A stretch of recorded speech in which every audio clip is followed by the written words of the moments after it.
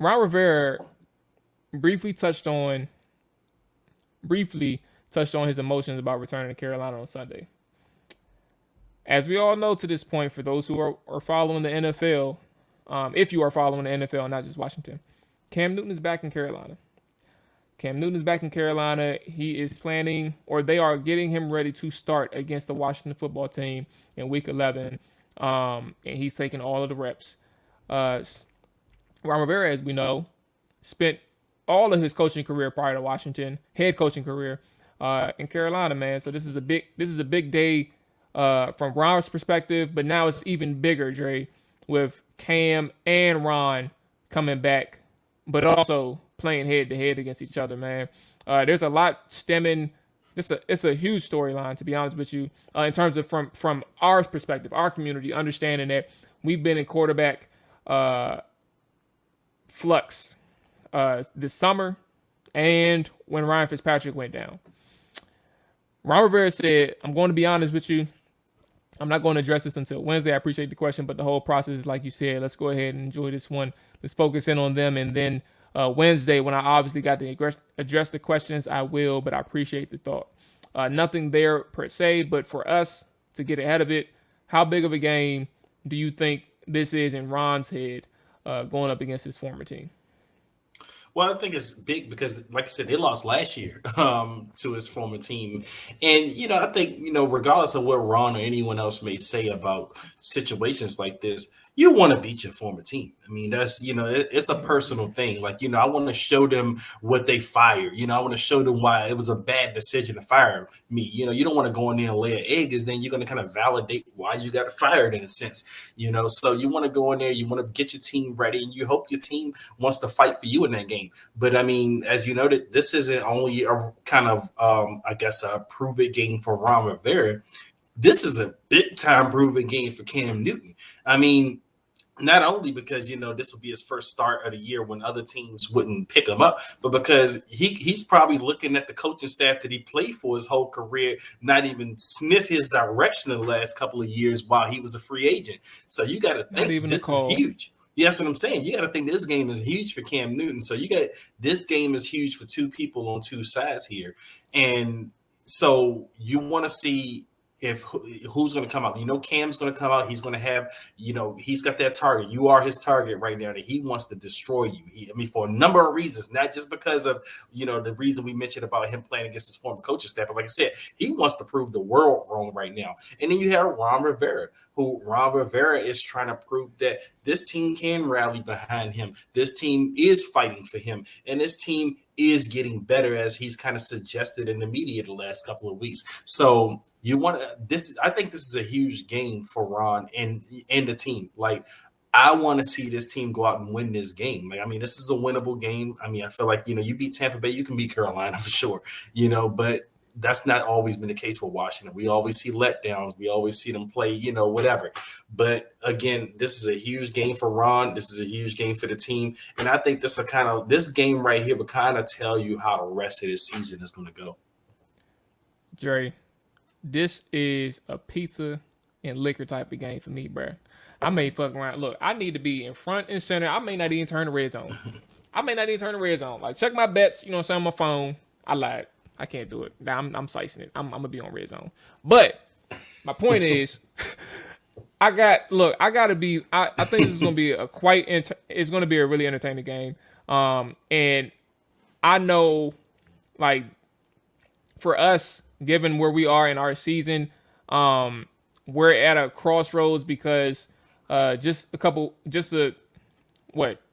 Tuesday. Just 3 days ago, 4 days ago, we're talking about making sure that we lose so we can get these quarterbacks or a quarterback. Right. And now we're here focusing on, how do we beat Carolina for Ron, and how does Ron, make sure that he handles business for himself as well. Cam is, I think, to answer the question, this is a big deal for Ron. First off, to the point that you said, he lost to him last year, but now he has to go to Carolina and face the people, who was behind letting him go. And then on top of that, I mean, I don't think the fans are really going to hate him If you talk to people on Twitter, they have a dislike for Ron for coaching reasons, not Yeah. like personal, but they have a dislike for Ron. But the people in Carolina, they're happy for him probably, but at the same time, they want to see him get his ass whooped with Cam Newton behind the trigger. Like that's who they behind the gun. That's what they want to see. And Cam, for obvious reasons, is motivated because if you didn't call that man in the offseason, you didn't call that man when Fitzpatrick got hurt, and but you're willing to tell people, you know what I'm saying? We had conversations internally.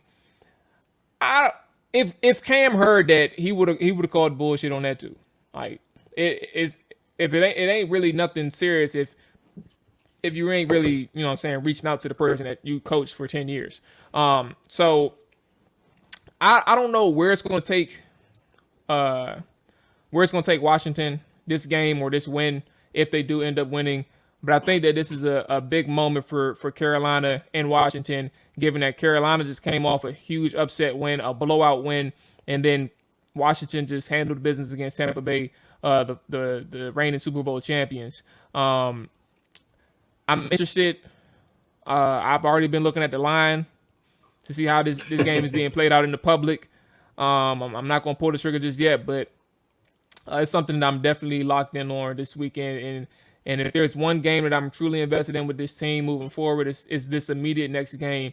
And in order for them to regain or re-buy in the trust of the fan base and seeing things turn around and simmer down the negative talk that we've had, Dre, about this team, it's important to at least show up and compete. Like, it don't revert back to the weeks 1 through 9. Don't revert back to that. We don't need to see any glimpses of that. Week 10 is a new year or new season for Washington, and regardless of how many wins you come out in the last 9, we need to see that product that we said Ron was trying to create or establish here. And it started with Tampa, but then next up is Cam Newton in the Carolina Panthers. Yeah, and like you said, and I'm rooting for Ron. I mean, I think every Washington fan should be rooting for Ron right now. I don't think no Washington fan should be sitting here hoping that Ron we got one on the fails. show. And, That's our boy. I do wish We got one AJ on the was show. here. I do wish AJ was here because AJ would be on there right now telling us that Ron Rivera sucks. He's trash. He's the worst coach of all time, and Taylor Heineke's garbage, and that win was stupid. But I love AJ. AJ is good. He's he funny. cool people, though. But I still think that every fan should hope that Ron Rivera succeeds. No fan should be hoping right now at this point that we fire him and go to the next guy, because that's just the cycle we've always been through. You fire Ron, then Dan has to hire a new guy, and do you trust Dan to hire a new guy? We don't trust Dan to do anything. So we can only, until Dan croaks or he sells the team, we can only hope that Dan just, hits the lottery with his choices. So right now, one of his choices is Ron Rivera. So we got to hope Ron does good. And to the tanking crowd, and I'm part of the tanking crowd. Don't get it wrong. Oh yeah, I'm here. Yes, I am all for getting your quarterback of the future and getting the best available draft pick you can possibly get. But at the same time, I'm not mad at Ron Rivera and his team for winning games or trying to win games, because even for the tanking crowd, when he loses game, people hate him. People criticize him for losing the games. It's like we want to lose these games, but then we're sitting up here looking at him saying, "Oh, he's a bad coach. He's a horrible coach." So it's like it's a two-way street. You got to kind of look at it objectively, which is why I've taken the approach of, well, nothing really matters right now until you have your franchise quarterback.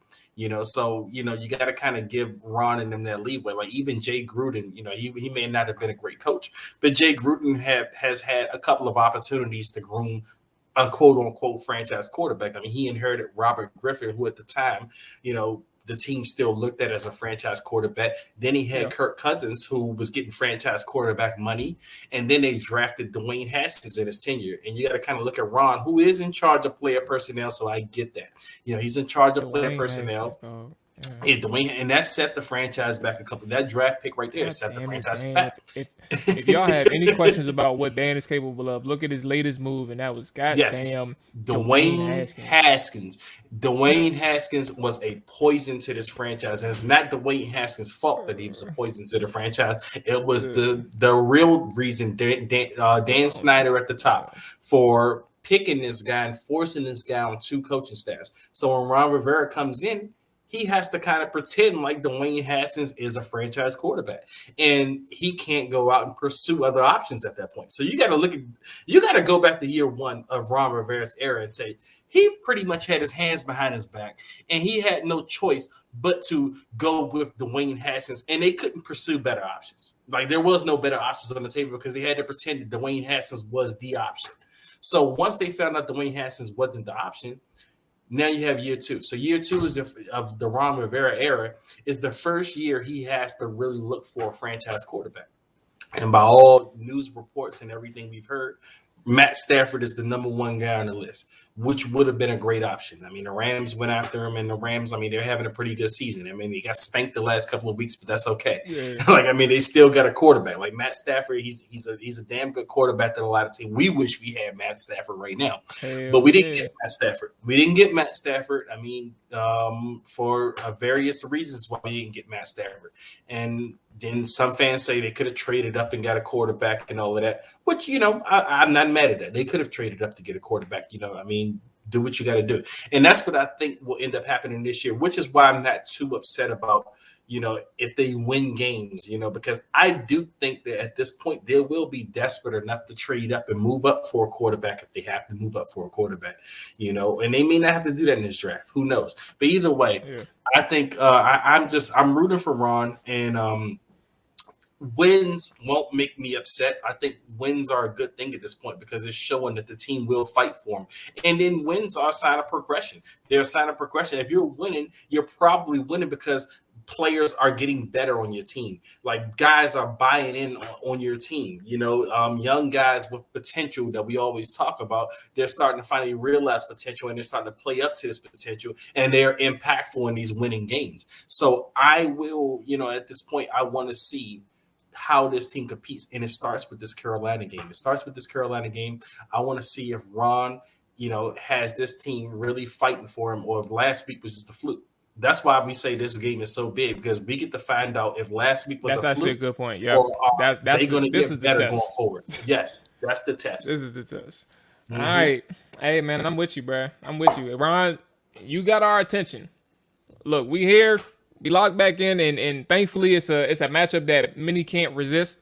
So all eyes are going to be on you regardless. Like it ain't no ducking it. Let's see how these guys come back. Let's see how they prepare.